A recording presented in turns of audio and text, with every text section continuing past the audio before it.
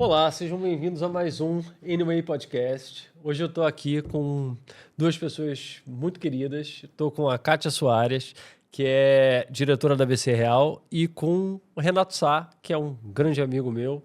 E a gente vai falar um pouquinho sobre um tema que é delicado, que tem muito mito, que tem muita dúvida, muita gente não conhece, muita gente estigmatiza, que é sobre autismo, né?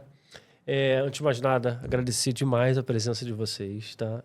A disponibilidade de vocês, de vir aqui conversar sobre esse tema. O Renato, ele fala um pouquinho, né? Até porque eu conheço o Renato já tem algum tempo. O Renato teve uma situação... Foi há quanto tempo, mais ou menos, Renato? Que aconteceu a situação lá da companhia aérea?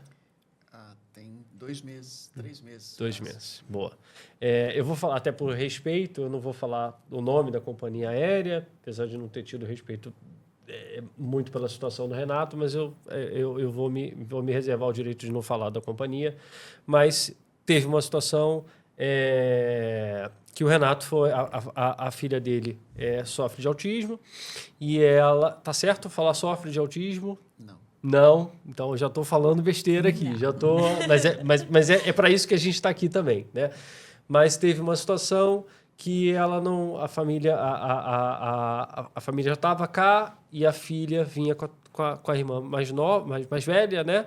E Não, a gente ia embarcar junto com o cão. Conta essa história, por favor. Nós íamos embarcar com o cão junto com a Alice, porque ele é o cão de assistência da Alice. Com suporte. Isso.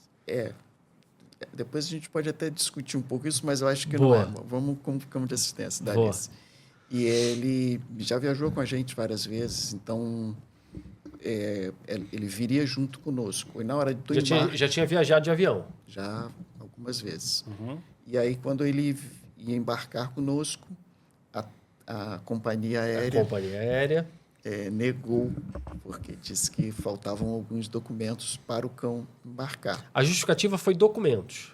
Documentos. Aí, nós, então, optamos aquela coisa, 11 horas da noite, né, nervoso de embarcar, nós acabamos optando para deixar o cão para ele vir depois com a irmã da Alice. E aí foi um outro problema. Mas a Alice já estava aqui. Nós viemos e ele ficou. Tudo isso depois ela pode explicar melhor, né? Uhum. A Kátia pode explicar melhor do que eu. Bom, a criança autista ela precisa de uma programação. Então, quando você tem uma quebra dessa programação, isso gera uma frustração enorme para ela. E aí foi uma questão de optarmos por qual frustração seria... Ela teria que lidar. Então, opção A era não embarcarmos. Isso seria uma super frustração, porque ela adora viagens de avião. E a opção B era o cão não vir. Então, nós optamos pelo cão não vir, porque entendemos... A Alice não é verbal, ela se comunica por um aplicativo, e aí a gente tem no aplicativo algumas formas de explicar para ela. É um aplicativo pago? Só para também quem não conhece, qual é o nome do aplicativo? Livre. Eu vou colocar o link na descrição, sem problema. Eu vou lembrar. Depois você lembra, vou lembrar, mas eu vou colocar o link na descrição também para quem não conhece e tem essa dificuldade, tem às vezes um autista na família que tem essa dificuldade de comunicação, poder fazer o download também desse aplicativo. O nome eu não estou me lembrando. Mas aí a gente explica para ela, através do aplicativo, que houve um problema e que, então, a solução vai ser outra. E aí ela conseguiu entender e nós optamos por embarcar. A Alice está com quantos anos? 12 anos. 12 anos. Acreditamos que na semana seguinte... Que ia ser resolvido de forma simples, que era só uma questão burocrática. Se era uma questão de documento, os documentos apareceriam, né? Seriam incluídos e ele viria com a irmã. Mas aí foi outra novela. Mas o resumo é isso. A questão maior foi ter gerado uma frustração muito grande numa criança que tem dificuldade exatamente de lidar com as frustrações por conta da condição do autismo e tudo que se deflagrou Ainda mais numa nesses situação, 60 ainda dias. mais no momento que você mesmo disse, que é o momento que no teu caso, a tua filha, ela, na condição que ela tem, ela precisa das coisas mais ou menos organizadas e previsíveis dentro de uma rotina. Já tem uma mudança de país, de continente, que para mim foi difícil, para muita gente é difícil, imagino para uma pessoa, para um indivíduo autista, né? Ainda mais uma criança de 12 anos. E também já tem essa dificuldade, mesmo se fosse sem o autismo. Kátia, me explica um pouquinho o que é autismo? Curioso, eu realmente não faço ideia do que seja. É um espectro, é uma condição neurológica. É um cérebro que se organiza ali de uma forma diferente de um cérebro neurotípico. Sendo um espectro, todas as pessoas com autismo são diferentes umas das outras. Elas têm todas uma característica em comum, que são dificuldades de interação social e de comunicação, em vários graus. Portanto, há vários... Hoje em dia nós falamos em níveis de suporte, mas são termos que ainda não estão... eu acho que nós, em termos de nomenclatura, ainda não chegamos a E diagnóstico também. a falar de uma forma que seja justa, porque já se categorizou o autismo como severo, leve, moderado, só que estas palavras têm todas uma certa conotação. Sim. O que é leve? O que é essa pessoa não sofre menos do que uma pessoa que tem um autismo grave? Então, tentamos evoluir para falar em níveis de suporte. 1, 2 e 3. Então, as pessoas que têm um nível de suporte maior têm mais dificuldades. Não conseguem, por exemplo, verbalizar, ou têm dificuldades de autonomia. Enfim, precisam de muito mais ajuda. São termos que continuam a ser debatidos. Porque... Se chamam graus, né? São graus? Sim, mas é um debate muito complexo, porque uma pessoa no nível 1 não tem menos direitos do que uma pessoa no nível 3. E esbarra sempre aí a discussão. Entendi. Que depende também da dificuldade desse espectro em específico. Às vezes a pessoa ela tem um grau, por exemplo, 1 e tem muita dificuldade verbal. Pode ser? Desculpa, acho que é uma coisa meio informal. Acho não, que mas é para isso mesmo. Então, assim, essas duas situações que a Kátia definiu bem é o mote do autismo, né? É a questão da interação social e da comunicação. Isso vai depender muito de o quanto isso afeta esse indivíduo, né, no seu dia a dia. Na rotina dele funcional, vamos colocar assim. Exato. Então, se ele tem uma dificuldade de interação social e ele é exposto a uma situação em que ele não estava preparado, isso vai ter um dano muito grande para ele, independente do nível que você queira classificar. Isso que ela falou é 100% real. Cada um quer dar um... Mas é grave, é leve, é moderado? Não é isso. São necessidades diferentes. Exatamente. Em momentos diferentes da vida também.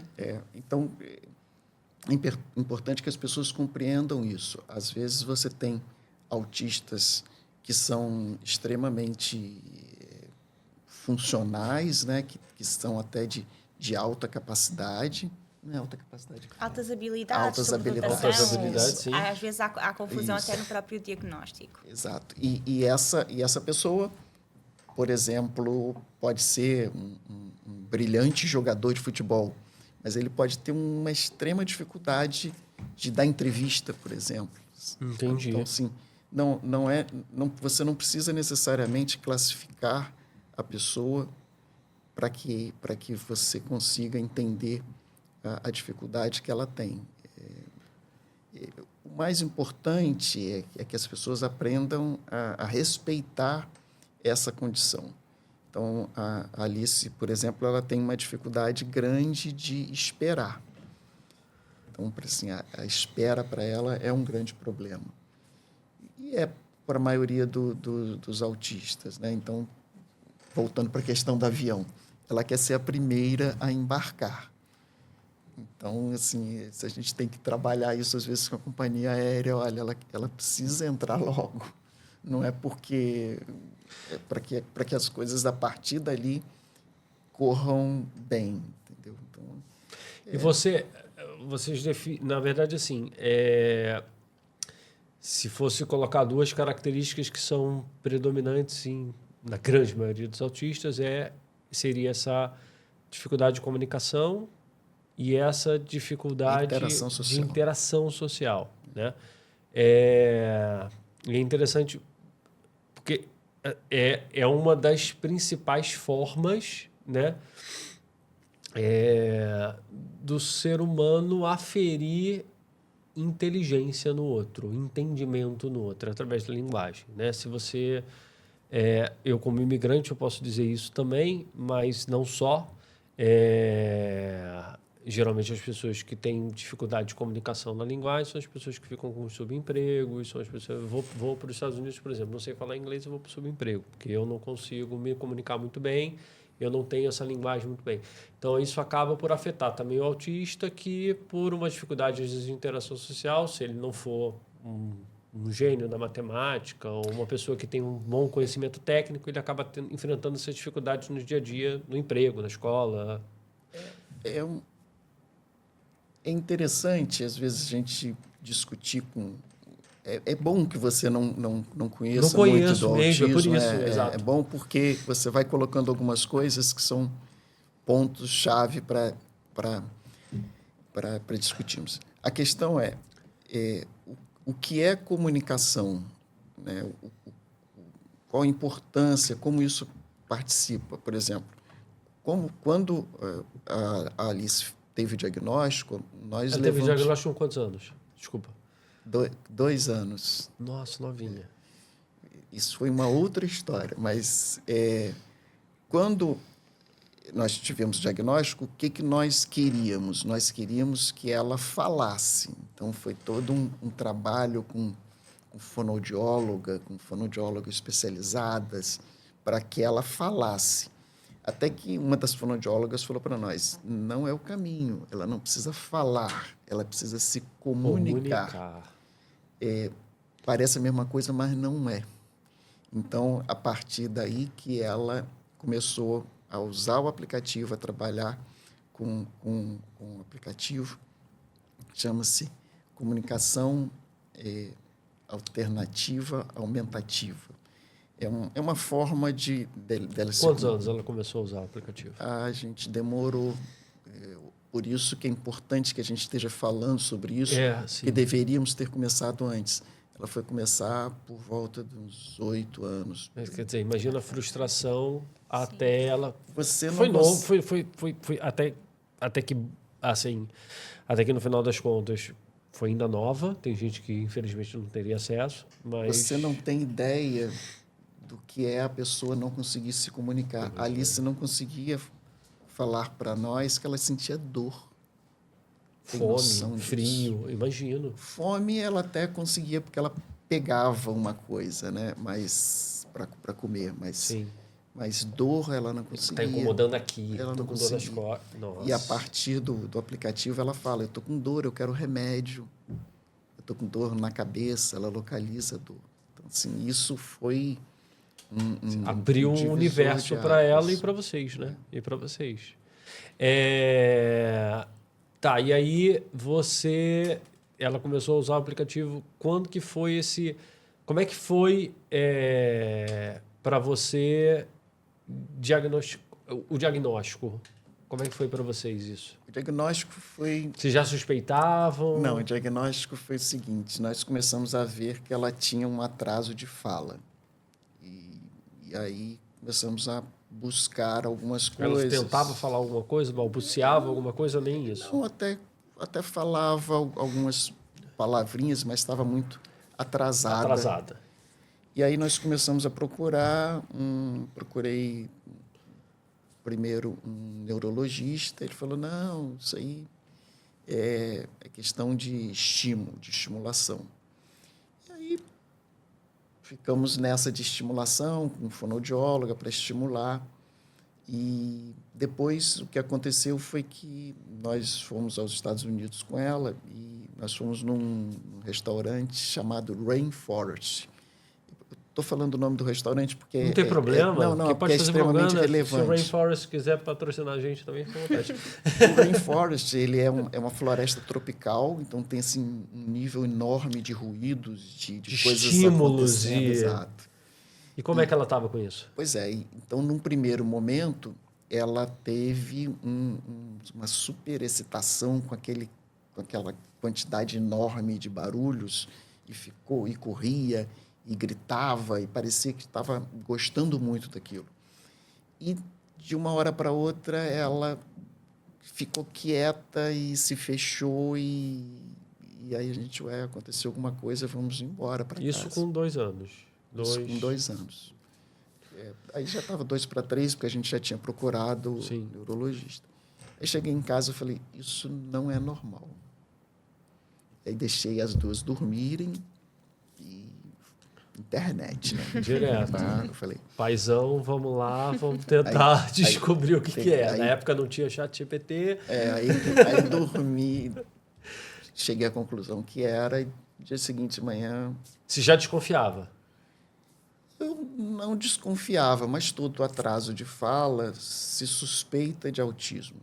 Toda a situação de dano, né? Você tem sempre uma forma de reagir. A primeira, todos nós reagimos assim, tá? Sempre. Sempre maneira de dizer, mas na maioria das vezes a gente tem que se basear, tem que partir de algum... Primeiro você nega. As pessoas fazem isso, né? Você sabe que eu trabalho também com medicina fetal. Exato. E aí, é por isso que eu te perguntei que você desconfiava, porque assim, para quem não conhece, o Renato, ele é da área de saúde, né? Ele é obstetra, né? Uhum. E trabalha com medicina fetal, cirurgião, enfim. O que você faz? Só resumidamente, o que você faz assim, no seu trabalho, Renato? Só para a gente não sair do autismo. Não sair do autismo, não sair do tema, mas só também para te qualificar.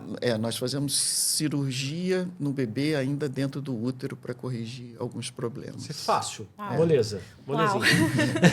Bem, aí... então, a primeira é negação, depois você passa por um período... São vários estágios, não precisa... Luto, né? E até que você começa... chega na parte final, que você começa a brigar. Então, por isso que todos os pais de autistas são meio brigões, mas não é briga no sentido pejorativo, é briga no sentido de busca, de melhoria. Então, obviamente que aos 2 anos nós estávamos na fase da negação. Podia ser que fosse muito claro, mas a gente não via, né? Então, bem, aí tivemos esse episódio que começou a me abrir a questão de enxergar por aí. E aí, quando nós voltamos para o Brasil, eu fui procurar um amigo pediatra, falei com ele, olha, eu estou com dificuldade, estou achando que aqui ela está caminhando por esse lado do autismo. E esse amigo tinha morado nos Estados Unidos há muito tempo. Eu falei, eu queria levar ela aos Estados Unidos para fazer um diagnóstico, porque eu acho que aqui não está legal. Eu tinha procurado um neurologista pediatra, uma pessoa muito bem formada. E aí ele falou para mim, não faz isso não. Procura a minha cunhada, que ela tem um filho autista, e ela vai te dar todo o passo a passo. Então, a primeira dica. As famílias se ajudam. Então, se você está com alguma suspeita, procurem pais de crianças autistas, que eles vão ajudar muito, às vezes mais do que os Kátia, o que você acha disso? Você acha que isso é comum, essa dificuldade de diagnóstico? Infelizmente, ainda é. Mas acho que, se calhar, na altura em que os pais da Alice procuraram um diagnóstico, era muito mais difícil, porque havia menos recursos. Né? Hoje em dia, o diagnóstico já não é tão difícil. Isso. Eu vou responder a pergunta que você fez para ela. Aí essa mãe, né, você também falou, não, você tem que procurar uma pessoa que saiba lidar com o autismo. Aí procuramos uma outra neurologista. eu estou fazendo uma linguagem figurada, mas ela olhou assim para a Alice e falou, é autismo. Nossa. É assim, não... Olhou maneira de dizer, né? Teve um ambiente de Não, exame, eu entendo, mas assim, Facilmente. é especialista, assim, é cada um na sua área. Como você Exato, também está na sua área, a exatamente. pessoa, quando é especialista, ela olha, ela fala assim, E não, já percebe. esse alguém, um marceneiro vai olhar para essa maneira, mas isso daqui é carnaúba, isso daqui é não sei o quê. Ele olha porque ele sabe, não é evidente, nem aí é ela nada. falou, é só... olha, o diagnóstico é esse. Aí foi a questão do luto. Aí fomos resolver as nossas cabeças a partir daí. E aí Vocês fizeram terapia? Você sabe que não fizemos. Eu acho que isso foi uma grande falha. Mas por que não fizemos? Pela questão de que a maioria dos pais também pais de autistas acabam não fazendo. Porque você prioriza o filho. E aí, então sobrou o tempo X, e aí você... Você tem que priorizar o filho Exato. e etc. E aí, acaba por ficar... É o filho, é o recurso financeiro para o filho. E o recurso financeiro também, que é muito importante. Ontem estava falando sobre educação também num outro podcast, e a gente estava falando exatamente sobre isso. Educação é um dos principais investimentos que os pais fazem, deixam às vezes de comer para poder investir em educação, porque as pessoas se dedicam. Mas é só para poder fazer um parênteses aqui, Renato, assim, e eu vou ter o prazer de conversar nos próximos episódios também com psicólogos para falar sobre terapia, principalmente para o lado masculino, de buscar terapia, etc. E eu acho que é super importante nesses momentos. Não é que precisa, né? Eu escutei uma frase uma vez do Celton Mello que falou isso numa entrevista e eu concordo plenamente, assim. Não é que as pessoas precisam, é que as pessoas merecem. A terapia, as pessoas merecem. E eu acho que é uma questão, às vezes, da gente poder ajudar o outro melhor. Você, assim... Eu não estou falando que você fez errado, não. Era o que dava para fazer e também... Você vai entender a gravidade que é não procurar uma terapia. Vou chegar lá, porque tem muita história. E pode contar, por favor. Então, aí, a partir daí, nós começamos... Aí teve um segundo desafio, que é uma limitação que os pais de autistas também têm, né? Medicar ou não medicar. Aí vem todo o Esse é estigma outra do grande remédio. questão. Isso. Grande questão. E aí, bom, acabamos medicando. Essa neurologista achou que devia, depois a gente entendeu que realmente deveria. E aí, por isso, você precisa ter um neurologista, um psiquiatra que de fato domine aquilo. O assunto do autismo, né? Ela só, desculpa te interromper de novo, mas é porque até para poder contextualizar para quem está assistindo a gente. Essas medicações são para o que exatamente? São todas medicações que têm ação... Para minimizar os sintomas... Neurológica, de alguma forma. Depende. Depende muito do sintoma. Exato. Depende do que você está precisando. No caso da Alice, por exemplo. No caso da Alice, a Alice tinha algumas questões. Ela dormia mal. Ela acordava 5, 6 vezes à noite. Isso era destrutivo, tanto para ela quanto para nós. Para todo mundo. Então, aí, uma das coisas que a gente precisava regular era o sono. Entendi. E aí entrou uma outra polêmica aqui, que talvez a gente precise de mais um podcast para discutir, que foi o uso do canabidiol. Nos ajudou muito. O canabidiol ajudou ela a equilibrar esse distúrbio do sono. E se acalmar. Se acalmar.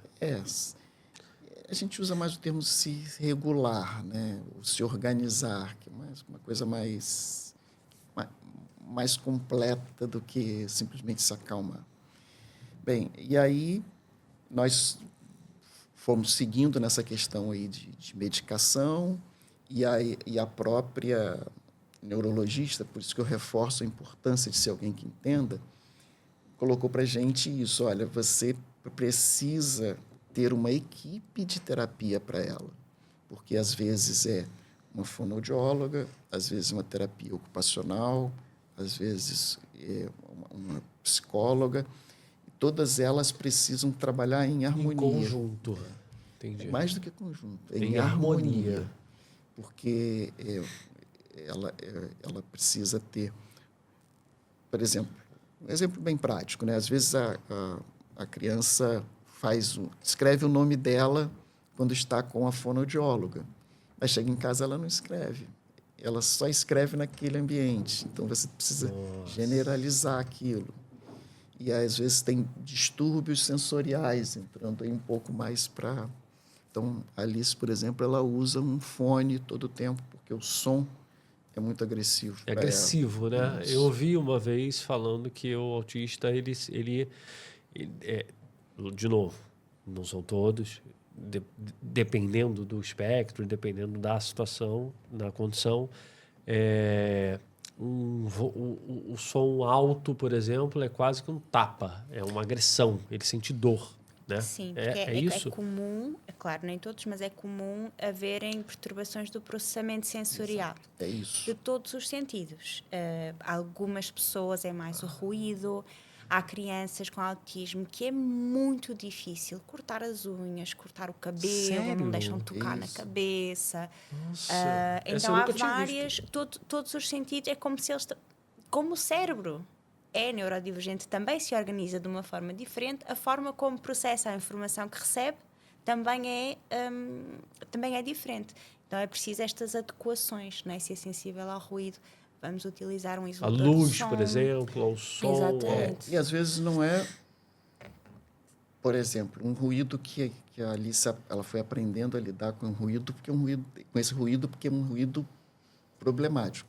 Ela não gosta que as pessoas tussam, nem espirrem perto dela. Difícil. Quando a pessoa tosse, até porque você não pode controlar o estranho. Exatamente. Uma fila. E aí, como isso foi trabalhado, só para você entender assim, a complexidade. Ela gosta muito de assistir no tablet dela os desenhos da Peppa Pig. Então, tem um episódio que acho que é o Pedro Pônei, fica gripado e começa a tossir. E aí todo mundo pega a gripe do Pedro Pônei e tosse todo todos mundo. tossem. E aí a gente foi mostrando para ela, tá vendo? É a gripe do Pedro Pônei. Então, hoje, se você tossir perto dela, a gente fala, não precisa se preocupar. É igual a história do Pedro Pônei, ele vai melhorar. E hoje ela já lembra... Hoje a gente não precisa mais falar do Pedro Não Pônei. precisa. Então, por exemplo, a terapeuta dela espirrou. Espirro você não tem como controlar. Não tem, ele vem de repente, sim. Aí ela abraçou a terapeuta e as duas ficaram abraçadas um pouquinho e se regulou e aí a coisa continuou. Entendeu? Então, assim, mas isso gerava nela situações de autolesão e heterolesão. Entendeu? O que me explica? Ela se machucava, se mordia por conta do estímulo mal processado. Né? Do estresse. Esses termos que a Kátia vai corrigindo são extremamente importantes, tá, Marcelo? Depois você dá um destaque a isso. Sim. É a forma de processar o estímulo. E não é necessariamente que é uma... Que a pessoa sente mais. Ela sente mais porque ela processa... Diferente. Processa o estímulo de forma diferente. No final das contas, é isso que a gente considera a realidade. É a forma como a gente processa os estímulos. Exato. Então, para ela, aquilo é real. E então, às vezes é muito difícil de perceber se é realmente uma sensibilidade auditiva, porque nunca é sensível a todo tipo de som. Isso. Não é sobre o volume, Nossa, não é quer sobre dizer, o pode ambiente. ser tosse e depois um outro volume que para a gente irrita, para ela não Então, irrita. A sensibilidade é toda diferente. Há pessoas que têm sensibilidade a sons agudos. Isso. Mas, por exemplo, se estão a ver as musiquinhas que gostam na televisão, a TV está no máximo. Então, exatamente. Então os pais ficam, mas é sensível, não é sensível? Não é sensível. Então, é muito confuso, não é? A Alice não tolera som de motocicleta. Mas ela fica do lado da caixa de som se tiver um show de rock. Quê? Porque ela gosta... Ela processa bem a vibração da caixa de som, entendeu? E o latido do O latido, ela aprendeu a conviver. No começo, ela se assustava. Mas eu também me assustava quando era criança, então. Porque aí é o que você tem que diferenciar. Ela se assustou, porque, sei lá, caiu uma coisa Sim. aqui agora, ela se assustou, não foi um processamento do ruído. É diferente da moto, por exemplo. E como é que fica como pai, por exemplo, que deve ser uma tarefa diária e em constante progresso, constante evolução para você ainda hoje. Como é que fica esse equilíbrio entre o susto de uma criança e o susto, e, por exemplo, um excesso de estímulo porque ela é autista? Como é que você consegue equilibrar isso? Para você não passar do ponto e ter um cuidado extremo e, ao mesmo tempo... Como é que fica para você, Renato, isso? Isso é uma das coisas que, voltando àquela questão que eu falei, olha, é importante a questão da terapia, né? Então, a terapia ajuda bastante, porque tem algumas questões, aí vou falar de questões muito próprias que só os pais de autistas vivem. Geralmente a família não te apoia. A família... Família do autista ou a tua família? No caso, a família as do famílias pai. dos autistas... Vão desaparecendo, não é? Vão desaparecendo. Você, às vezes, conta mais com os amigos do que com a própria família. Então, são situações assim que a gente vai... Por que você acha que as pessoas têm dificuldade em acolher o autista? É porque é difícil. Vou perguntar para você a mesma coisa. Que eu quero saber. É difícil para nós lidar para qualquer com coisas que você não conhece. Então, às vezes, eu até entendo, por exemplo, às vezes você vê uma avó, por exemplo, vê a criança se mordendo, a gente, como pai... Para de morder a mão, menino, não sei o quê. Ou ela sofre, né? Porque ela sabe que aquela mordida na mão é uma coisa por falta de controle. E aí ela se afasta porque ela também sofre. Pode ser também tem um pouco disso. Acho que tem um pouco também da falta de compreensão no sentido de eu me proteger também, né? Exato. Por isso que eu estou dizendo assim, não é eu não estou acusando. Não é, de forma alguma, nem eu interpretei dessa forma. Eu estou dizendo acho que assim, as pessoas... são coisas que acontecem. Umas por isso, outras porque não sabem lidar, porque é uma situação nova, outras porque acham que é extremamente complexo, que elas vão atrapalhar ao invés de porque ajudar. não entendem, porque também é difícil. As pessoas têm a dificuldade, né, de lidar com essas determinadas situações que são desconhecidas, né? Por que você acha, Kátia, que as pessoas... Acho que tem a ver com a desinformação, com a sensação de impotência também. Isso. Com não estar com o imprevisível. Porque um cérebro que pensa diferente tem comportamentos que são diferentes. E quando olhamos para isso de uma forma mais negativa, é difícil porque nós queremos controlar. Nós queremos que aquele comportamento mude. Falou um ponto super importante. Nós queremos, total falta de controle. Queremos resolver, e muitas vezes tenta-se formatar e tentar que o comportamento da pessoa com autismo seja igual a de uma pessoa neurotípica. E ficamos nessa luta inglória que não chega a lado nenhum. Que não chega e a pessoa fica... É porque... Vamos lá. O autismo, ele é o quê? É um distúrbio? É uma condição? É uma condição. É uma condição. Se nós conseguirmos olhar... Não é uma doença, porque não tem cura.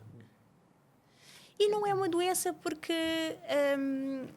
se nós conseguirmos mudar a perspectiva e perceber, começar a observar os comportamentos e perceber que eles são diferentes dos nossos, mas muitos deles fazem muito mais sentido do que a forma como nós nos comportamos, abre-se um caminho de, então há muita potencialidade, sem romantizar, porque é difícil, é duro, é sofrimento, mas também há um outro lado, não é?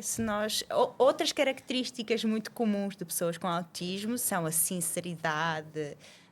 Fala o que pensa. Sim, muita dificuldade às vezes para mentir, nem entender como é que essas artimanhas sociais se funcionam, não tem lógica nenhuma para eles. As coisas precisam ter uma lógica, assim, eu vou mentir por quê? Não entendem sarcasmo? Tem dificuldade para entender sarcasmo, ironia? É difícil. Podem aprender, mas é difícil que seja espontâneo e genuíno. E há muitas coisas que nós, neurotípicos, fazemos que quando os pacientes me perguntam porquê, como por exemplo a mentira, acho que é o mais clássico e o mais difícil. Eu preciso que o meu paciente entenda que se alguém na rua lhe perguntar quanto dinheiro ele tem na carteira e que é um estranho, eu preciso que ele entenda que não é para dizer. Que não é para dizer. Mas mentir é um mecanismo de defesa. É lógico.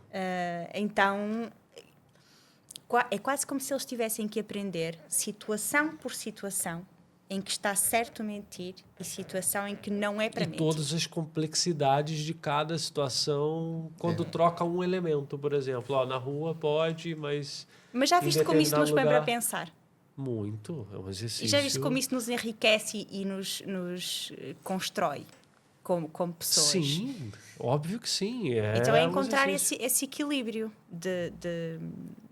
e acho que pode ser inspirador e esperançoso também para as famílias e para as pessoas que estão à volta e que têm esta tendência para se afastar. Consegui mostrar aqui um outro lado. Fala. Duas coisas. Eu queria voltar naquele tópico que a gente estava falando da terapia dos pais. Sim, por favor, fala E depois tem outras perguntas para fazer também para E a você. segunda questão é que a gente tinha combinado, não sei se todos sabem, porque que nós...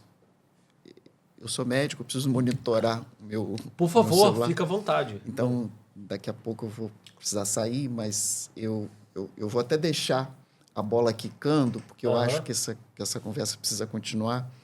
E eu tenho a sensação de que eu falei demais. Sim. E a Kátia falou pouco. Não, de forma alguma. E eu acho que ela precisa falar mais para explicar algumas coisas das quais a bola ficou quicando aí.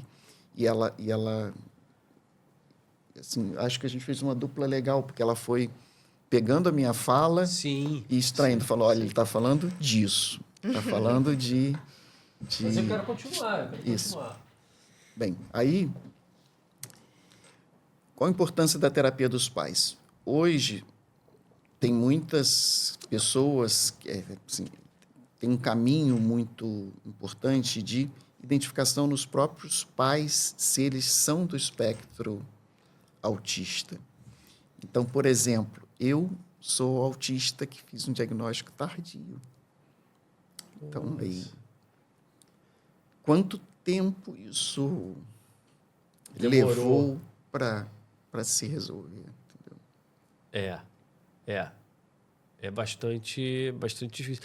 E ainda mais quando é um adulto funcional, quando é uma pessoa que faz... Um adulto...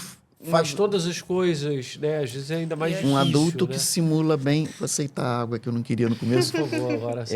É um adulto que aprendeu, talvez, a simular algumas coisas para se adaptar. De novo, a questão dos espectros, né? Eu acho que também tem essa questão... Você falou agora de simular. Tem autistas de um grau mais leve que conseguem simular tão bem o comportamento que passam desapercebidos pela maioria das pessoas. Sim, até não especialistas, não pessoas que conseguem identificar, mas no dia a dia são pessoas que conseguem, por exemplo, olha, tem um problema no olho no olho, então eu vou fingir aqui que eu estou olhando tanto tempo, estou contando aqui para poder... E a comunicação tem que ser desse jeito. Eu já sei que tem que falar quando tem na carteira, já sei que isso foi uma piada, já sei quando é para mentir, mas é um processo que para nós é natural, é orgânico, é espontâneo, e para esse autista. E aí, de novo, a gente volta para a questão que a Kátia estava dizendo que não dá para dizer que é grau leve ou grau... Porque essa pessoa que às vezes tem, entre aspas, um grau leve, ela tem um esforço muito maior para poder racionalizar tudo isso e colocar isso de uma forma simulada, usando as palavras do Renato, para se passar por... Olha, eu sou... Tem um termo para isso, que é o masking, né? Que é o colocar uma máscara. Também é comum serem extremamente inteligentes e terem estas altas habilidades. Eles conseguem perceber mais ou menos como é que funciona a interação social. Então, eles decoram como se comportar em cada situação. Eles decoram. Memoriza... situação por situação, assume, né?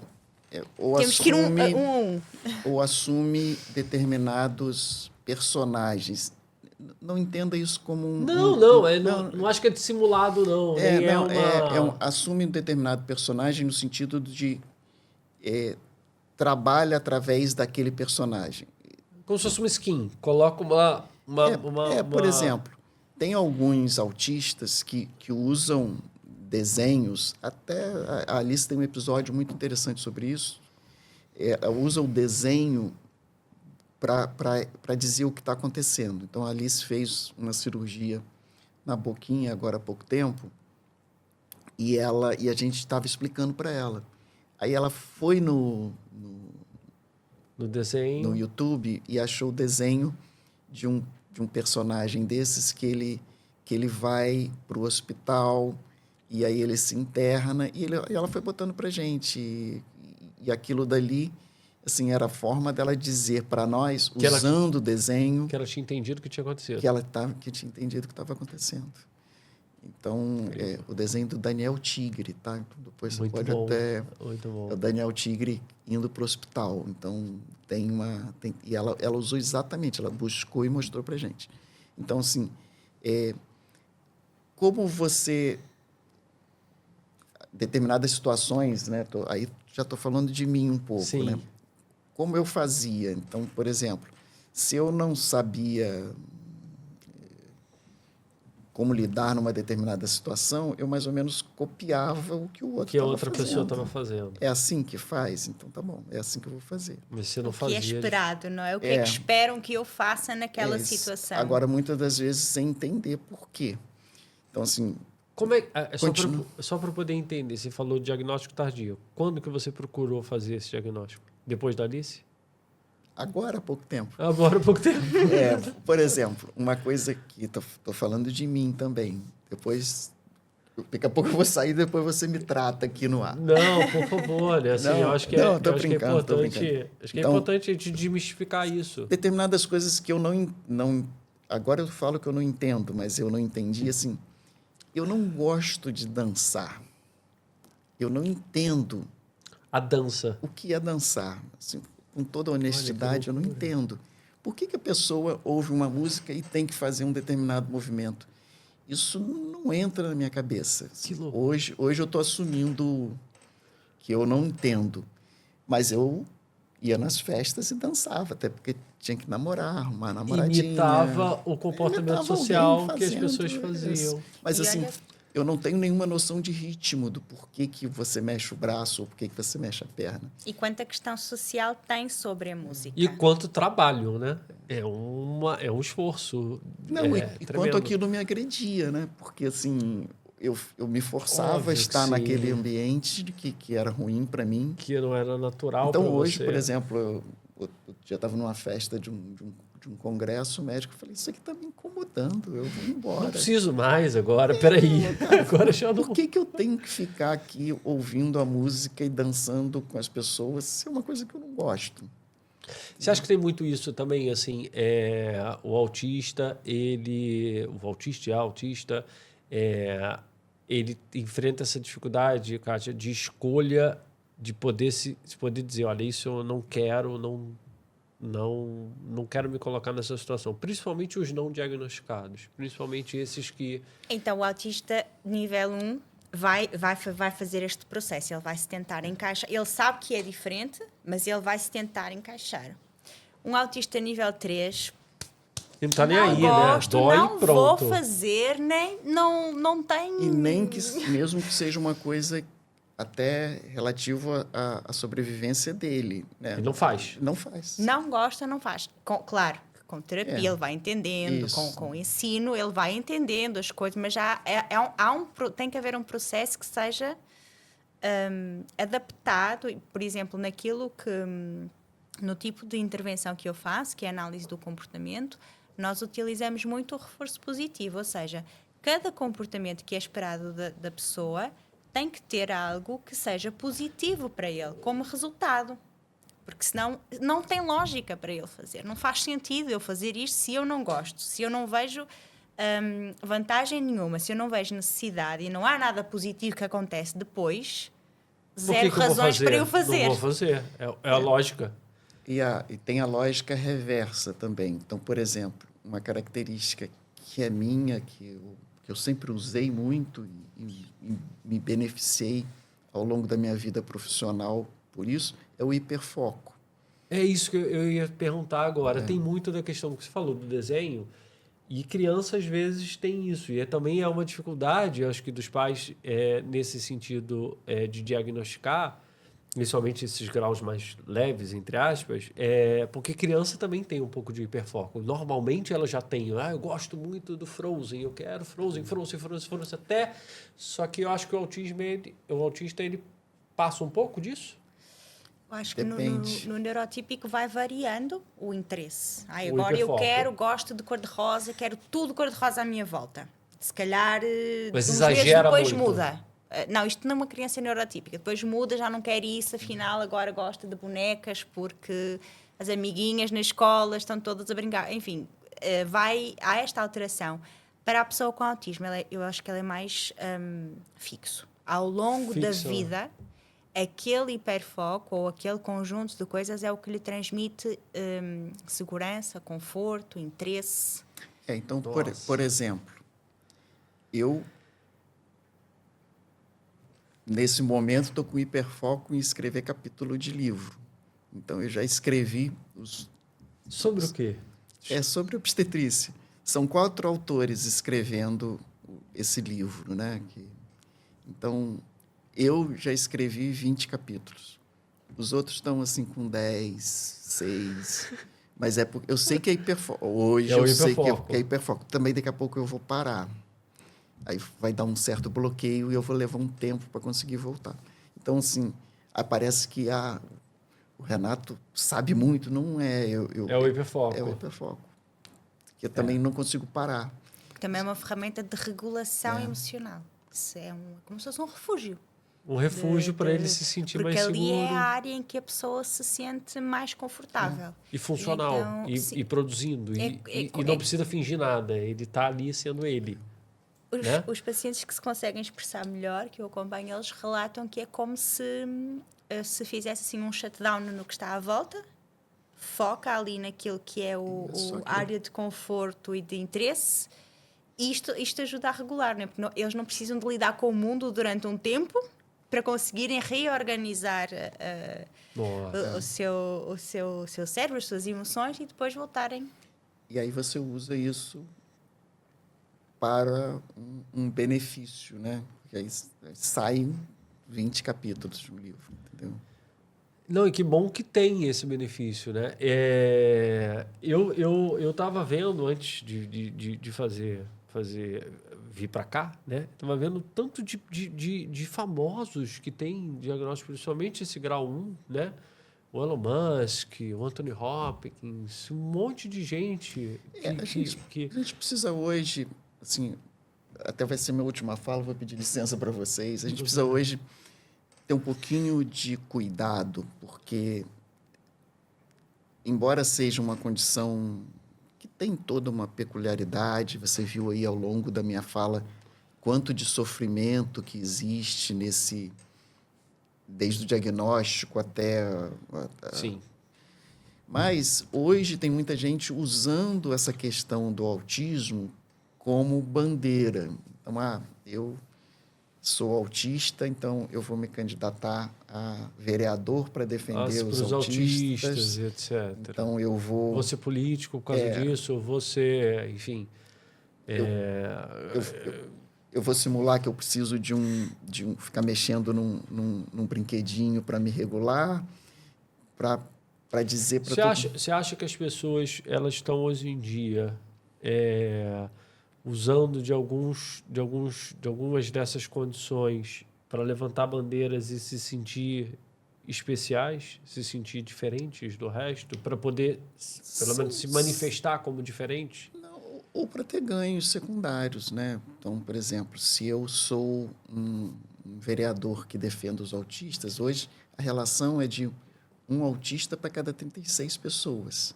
Imagina o número de votos que ele não consegue. E a família se identifica. Vocês, por exemplo, peraí, vai defender meus interesses. O Marcelo vai se candidatar para vereador para defender os autistas. Então tem o meu não voto. Não pela defesa, mas mais pelo vereador.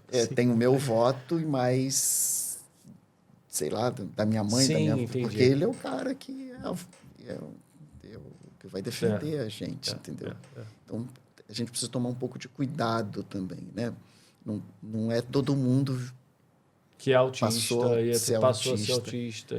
Determinados gênios são gênios mesmo, gênios Sem ser autista. sem ser autista. Não precisa ser, não precisa ter um hiperfoco para escrever um livro. Assim, tô voltando ao meu exemplo. Não precisa ter nenhuma condição para ser, para ser bem-sucedido. E também não precisa ser autista para dizer que não gosta de dançar. Assim, exato. A questão minha não é nem que eu não gosto de dançar. Eu não gosto. Eu não entendo a questão da dança, assim, eu não compreendo. Eu acho que tem mais a ver com isso, né? Renato, você partilhou e eu tenho liberdade para falar disso também, né? Você partilhou uma situação sua pessoal e eu vou partilhar também uma minha pessoal. A minha noiva foi diagnosticada com autismo eu conheço ela tem 4 anos. E minha família conheceu, etc. Você não teve a oportunidade de conhecer minha noiva, Mariana. E ela me autorizou a falar isso aqui. Senão, nem tocava no assunto. Mas eu sempre achei que tinha uma coisa que não sabe? Diferente, tem alguma coisa né? diferente. Tem alguma coisa diferente. Tá mais uma relação de intimidade, né? Ela é minha noiva, já tem um relacionamento vivo junto, já tem 3 anos. E sempre tá ali. E a minha mãe também, essa menina tem alguma coisa, mas eu não sei o que é. Mas é alguma coisa que não, né? E por isso que eu perguntei algumas coisas, porque é muito recente. E é de novo aquela mesma história, né? Ela tinha muitas crises de ansiedade, começou a ter crise de ansiedade. Ela tinha quando era mais nova, parou de ter, voltou a ter quando atingiu a fase adulta, 20 anos, 20 e pouco, começou a ter crise de ansiedade. Que hoje, né, são os meltdowns, né, que são aquelas crises que tem de, né, bate todos os estímulos ao mesmo tempo. E o pai sempre tratando como se fosse ansiedade, taca remédio e vamos resolver. E aquele, de novo, que você disse, aquela dificuldade, eu sei porque eu acompanhei de perto, aquela dificuldade do luto, de entender do que está acontecendo e todo mundo, e olha, o que é. E todo mundo sempre, olha, é uma ansiedade, ela tem transtorno de ansiedade, etc. Mas era muito mais que isso, assim. Tinha dificuldade, tinha o hiperfoco. Você falou do hiperfoco, por exemplo. Ela é uma mulher de 25 anos. Ela gosta de Harry Potter e ela vê Harry Potter, todos os Harry Potter. E ela já deve ter visto umas 30 vezes. Eu acho que ela pode, depois que ela assistiu o episódio, ela pode corrigir lá nos comentários e dizer assim, não, foram 40 e poucas. E não é surpresa eu chegar às vezes e ela tá assistindo Harry Potter de novo. E ela só para quando ela assiste todos, do Harry Potter, início pequenininho, até os Animais Fantásticos, não sei o que, quando foi já o spin-off do Harry Potter. E é um hiperfoco. De vez em quando ela tem outros hiperfocos. Ela está estudando medicina chinesa. Ela é uma pessoa que é super inteligente, você conversa e ela é super inteligente, mas ela tem essas coisas que ela não entende ironia, por exemplo. Por exemplo, se ela estivesse aqui comigo, quando eu falei, por exemplo, moleza lá, operação, né, intrauterina, etc. Disse, não, isso não é moleza. Ela ia me corrigir. Ela disse, não, isso não é fácil. É como se não tivesse entendido a ironia. E ela fez depois uma consulta numa dessas crises, ela fez uma consulta com uma psiquiatra aqui em 3 minutos, sem brincadeira. Eu estava em casa, era uma consulta online. Em 3 minutos de conversa, a psiquiatra falou assim, vou te mandar um link agora, eu queria que você fizesse um teste para você ver o que é. Ela fez o teste, eu não sei o nome do teste, e deu lá, nível 1, no espectro autista, e ela simplesmente tudo fez sentido. Depois daquilo ali tudo fez sentido, essa dificuldade de interação, e aí ela começou a assumir coisas que para ela eram naturais. Ela falou assim, não, eu tenho dificuldade, por exemplo, quando eu estou conversando com uma pessoa que eu não conheço, eu tenho dificuldade em olhar no olho dessa pessoa, então eu conto até 7. Olha que trabalho. Aí nossa, mas é isso mesmo? Sempre eu conto até 7 e depois eu posso agir normalmente e não olhar mais no olho da pessoa. E Porque se eu não olhar para a pessoa... ajuda muito a falar que se é autista. Tu vais interagir com alguém e pensas, meu Deus, será que eu olhei? Será que ele achou que eu não prestei atenção? Será que... Dizer logo, olha, eu sou autista, se eu não olhar nos teus olhos, não é pessoal, é só porque eu tenho dificuldade. Mas ela... A interação Exato. flui de uma forma completamente diferente quando logo de início abres esse leque e pronto. Então ninguém fica a pensar nada. De estigma, nem só nada. Isso. Assim, eu sei disso, e é muito importante falar sobre isso também, Renato, porque é importante falar que, olha, eu tô aqui, a interação é a mesma, eu tenho uma coisa ou outra que eu vou fazer diferente do que as pessoas fazem, mas eu estou entendendo o que você está falando.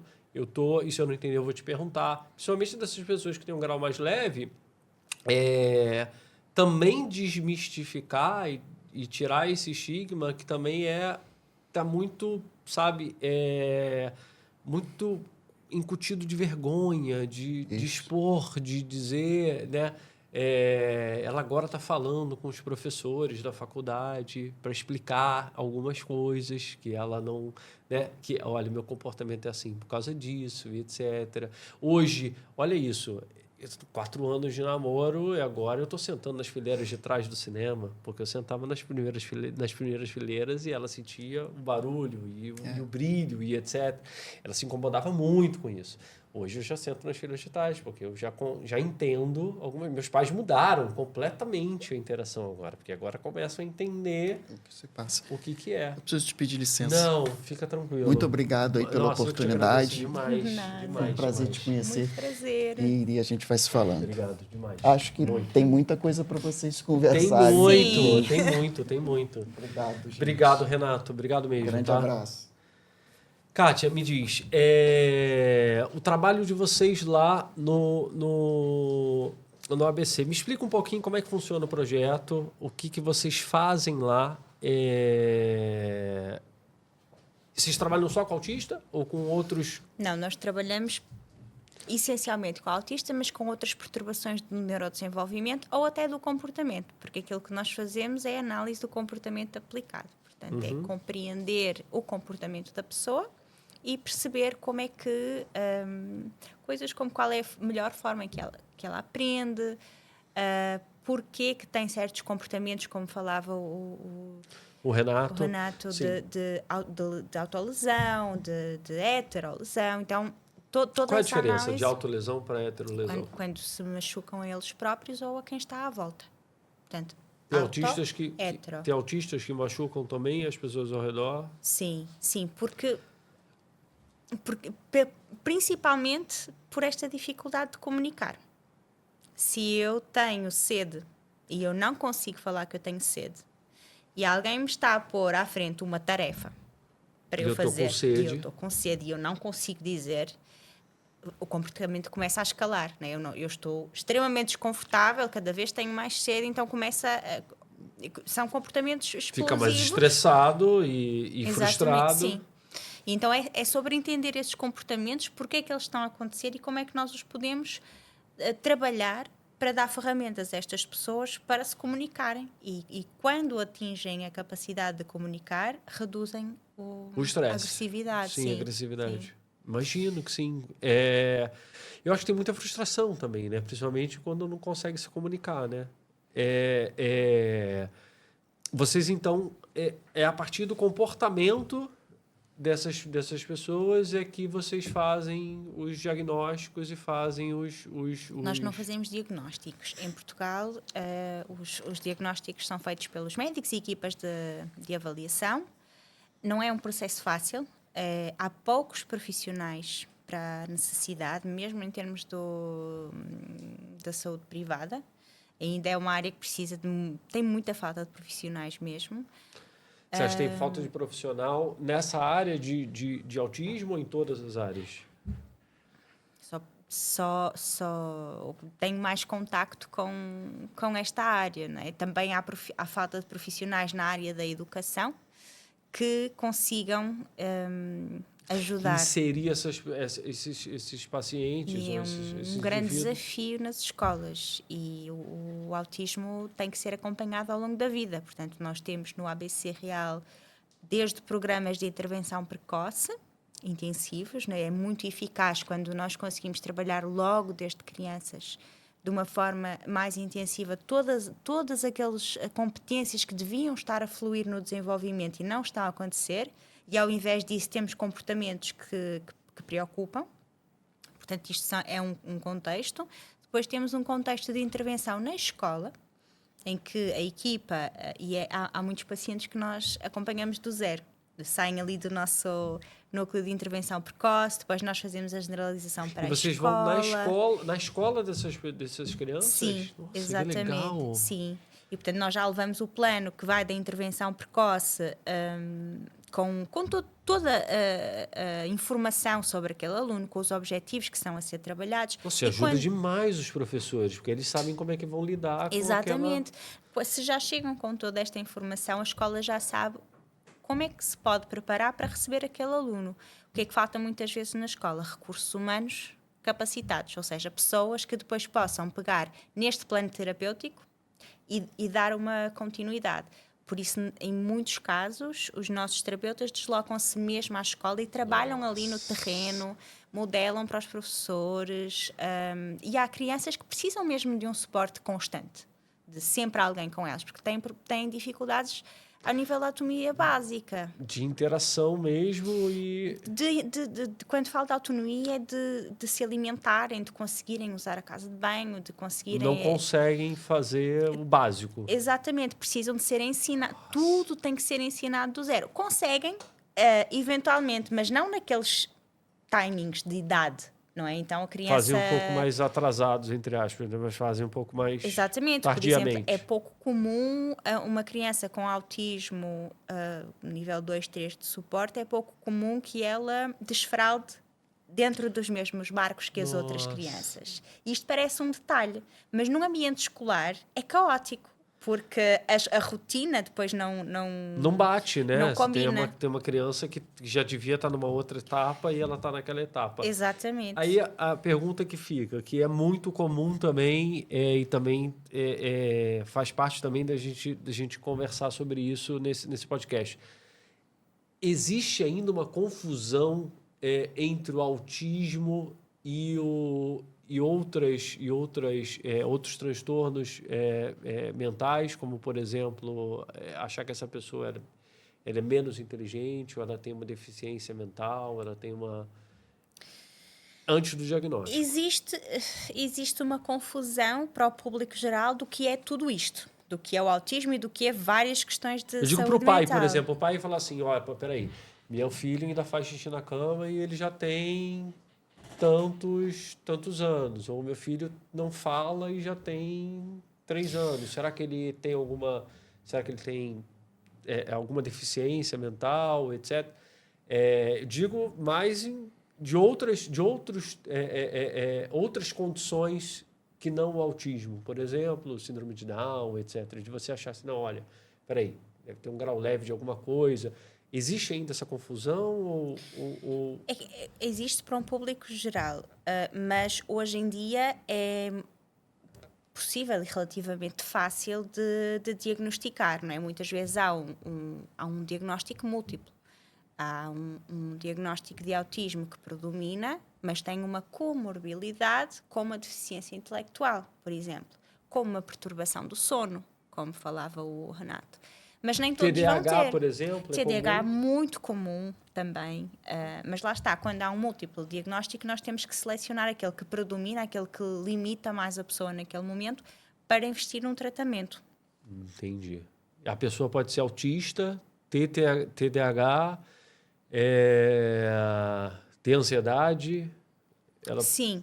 pode ter essas coisas todas. E aí há que avaliar o que é que a prejudica mais naquele momento. Vamos imaginar que temos um cenário em que temos uma pessoa autista que tem crises de agressividade, mas ela também é hiperativa. Se calhar, se nós tivermos que escolher como trabalhar, o que é que nós vamos priorizar? a agressividade, não é? Porque nós conseguimos dar acesso ao movimento, ela está segura. É isso. Então, há todo esse trabalho que tem que ser feito quando há um diagnóstico múltiplo. Que loucura, que loucura. Quantos profissionais trabalham lá hoje? Neste momento, temos à volta de 40 profissionais. E são todos psicólogos, terapeutas, pessoas... A grande maioria vem da área da psicologia, mas também temos profissionais da área de educação, psicometricidade, mas principalmente a área mais próxima é a psicologia. Embora a análise do comportamento ainda não esteja muito disseminada em Portugal. Você acha que qual é o maior desafio hoje para lidar com essa tá certo falar condição? Sim, condição. Tá, boa. Qual você acha que é o maior desafio de lidar com isso para você que é dessa área, para você que tem um espaço, um projeto que trabalha com esse tipo de condição? O maior, eles são tantos, deixa-me lá pensar. Pensa em 3 aí. Um dos maiores, um dos principais é a falta de apoio que estas famílias têm para recorrer a terapias. Porque, apoio se diz o quê? Financeiro? Financeiro, sim. Financeiro, né? Porque aquilo que... Porque a gente aqui conversou, desculpa ter te interrompido, mas a gente conversou com o Renato, que, querendo ou não, é um médico, é uma pessoa que teve acesso, que podia ir lá para os Estados Unidos, que tinha uma comunidade médica, que tinha relacionamentos médicos. Eu fico pensando como é que seria, por exemplo, uma pessoa no interior do país, uma pessoa que não tem acesso, que às vezes tem um centro de saúde, numa população de 10 mil habitantes e não tem acesso a muita coisa, às vezes não tem nem estudo, e aí? Sim, exatamente. Não há nem profissionais suficientes. E porquê é que não há profissionais suficientes? Porque muitas famílias também não conseguem financeiramente aceder, portanto, há poucos profissionais a investirem neste tipo de formação especificamente. Imagino, porque é um mercado, né? Se não tem tanta demanda, também não vai ter Exatamente. Então, o que acontece, que é muito desafiante para nós no ABC Real, é a questão da formação. Nós formamos as pessoas em análise do comportamento do zero. Vocês formam os próprios profissionais lá? Sim. Muito Muito dificilmente nos chegam profissionais já formados. Quando chegam, são do Brasil, porque é uma área que está muito mais evoluída no Brasil, acho que por influência dos Estados Unidos, que foi onde eu acho que sim, nasceu acho que sim. esta área. Essa análise comportamental, né? Exatamente. É baseado em quê? Me explica um pouquinho disso, até para quem está assistindo a gente entender. Essa análise comportamental é o quê? Behaviorismo, é isso? Sim, são princípios do comportamento humano, né? Nós estudamos os princípios do comportamento humano e ela é aplicada porque depois nós aplicamos estratégias que já têm uma base científica muito, muito comprovada e que é muito eficaz para depois conseguir modelar estes comportamentos. Não é? Aí vocês vão fazendo os reforços, que você disse, os reforços positivos e tentando modular isso, né? Sim, utilizamos... Para minimizar esses sintomas. Sim, é uma ciência. É uma ciência. Não é uma terapia, é uma ciência. Boa. Então, ela tem um conjunto muito vasto de técnicas que pode ser utilizado. E por isso isto é um dos motivos que é tão eficaz no autismo, porque como é um espectro e como nem sempre a primeira coisa que nós vamos tentar vai funcionar, nem a segunda, nem a terceira, nem a décima, né? Ter uma ciência com tantas ferramentas à nossa disposição, nós encontramos eventualmente sempre um caminho para conseguir ajudar. Às vezes demora mais tempo, outras demora menos, depende de muita coisa, mas pronto. Qual foi o caso mais difícil, que você não precisa falar nomes, nem contextualizar muito, mas qual foi, acho que na tua visão aí, o maior desafio que você teve em termos de paciente, que você realmente, sabe, depois olhou e falou assim, nossa, esse daí foi... Emociona também. Sabes que eu não destaco, porque o que é mais difícil de conseguir resultados, às vezes, é o ambiente do paciente. Por exemplo, os pais não terem a expectativa ajustada em relação àquilo que vai acontecer no processo, limita muito, bloqueia muito. Por exemplo, aquilo que o Renato estava a relatar. Todos os pais de uma criança não verbal querem que ela fale. Que ela fale, né? E que tem muito a ver com a expectativa dos pais, né? Exatamente. E posso dizer que há muitas crianças autistas que falam. Que se comunicam muito bem. Não, elas falam, mas não comunicam. Nossa. Então ela pode chegar aqui, imagina que ela gosta dos super-heróis. Ela chega aqui e ela vai dizer o nome de todos eles. Para ninguém. Não tem uma função. Ela sabe dizer palavras, ela sabe produzir palavras, mas ela não sabe para que é que elas servem. Então ela não utiliza para comunicar. Nossa. E a terapia tem que fazer esta ponte. Eu digo esta palavra e tenho esta consequência. Eu digo água e eu recebo água. Então, que é a questão comportamental que você estava falando. Exatamente. Portanto, por isso é que atrasa o processo quando a família quando não estamos na mesma página. Não está alinhada as expectativas com a família, né? E a família Quer dizer, não tem culpa nenhuma, porque eles não têm também informação, não é? Eu, para conseguir chegar a estas conclusões, foram preciso 10 anos de estudo e intervenção. Entendi. E muitas vezes para a família é muito difícil. Há é uma questão também de gerenciar a expectativa dos pais, né? Então, com relação a isso. Sim, Muito porque bom. às vezes nós estamos a trabalhar em sentidos opostos, que é o pai ou a mãe estão ali a insistir para a criança verbalizar e nós na terapia estamos a trabalhar uma ferramenta de comunicação alternativa. E se estivéssemos a trabalhar todos no mesmo sentido, era muito mais rápido. Muito mais fácil. Então, eu acho que se eu tivesse que destacar assim o maior desafio maior seria dificuldade com a família. na intervenção seria conseguir alinhar tudo para conseguir ajudar o paciente. Muito bom. Porque quando temos isso... Tudo flui. Kátia, quem quiser entrar em contato lá com o ABC, eu vou deixar o link, tá, na descrição do vídeo. Eu vou também, lógico, né, deixar todas as redes, etc. Queria agradecer muito a tua presença. Muito, assim, o papo foi fantástico. Gostei demais, foi esclarecedor, né?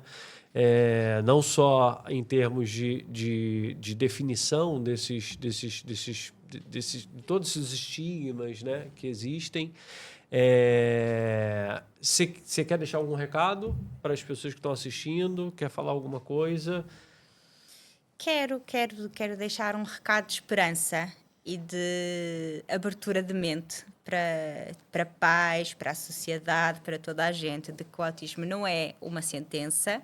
As pessoas podem ter qualidade de vida sendo autistas, e para os pais fazerem terapia também. Muito importante, importantíssimo. Porque é na terapia que eles vão fazer que tudo isto se vai alinhar interligar. essas expectativas, inclusive, com eles mesmos, né? Exatamente. Muito bom, muito bom. Façam terapia. É isso. Kátia, muito obrigado. Nada, obrigada pelo convite. Foi muito Eu bom. que agradeço e os links vão estar todos lá, tá bom? Gente, Combinado. muito obrigado. A gente se vê na próxima.